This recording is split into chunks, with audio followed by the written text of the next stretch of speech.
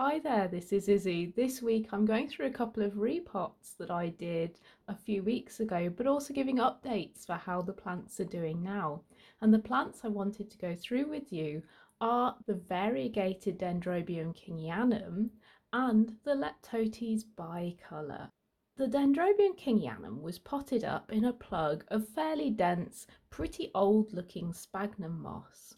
It was fairly easy to remove, but both of my Dendrobium kingianums have got quite fine roots, and so this wasn't a surprise, but I did need to very carefully pick apart all of the old media from this root system, and I used a pair of tweezers to help me with this because it was so fine.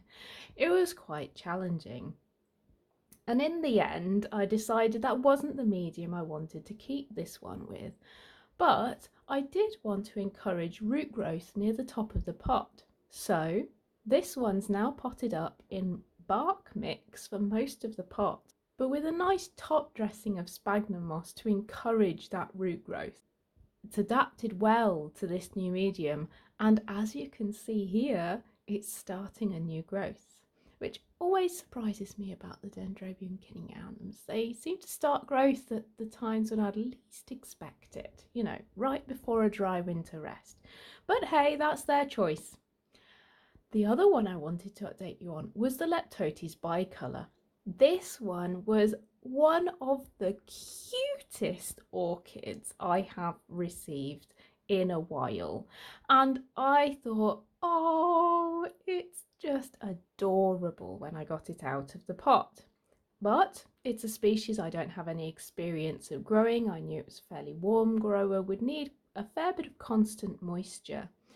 And so I had a look at what it was potted in to get some ideas, and found it was potted in this really weird dense plug. It took me a long time to get it off, and I think I concluded it was sphagnum moss.